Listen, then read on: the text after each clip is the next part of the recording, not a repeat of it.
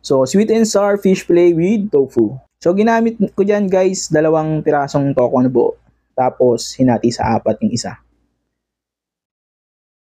So, piprito lang natin yan hanggang golden brown. At pagtapos nyan, yung isda naman. Okay, prito natin maayos yung isda hanggang maging golden brown. Okay, para sa sauce, igisa natin yung bawang, sibuyas, at bell pepper. Okay, halo-halo.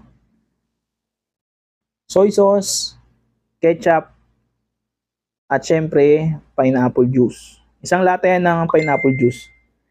Then, sa white sugar, to taste na lang yan. Kung gusto nyo matamis, dagdagan nyo. Then, same sa salt. Tikman nyo na lang. Then, palaputin natin gamit ang cornstarch slurry. Alright. So, pakulin lang natin yan mabuti. Pagkatapos,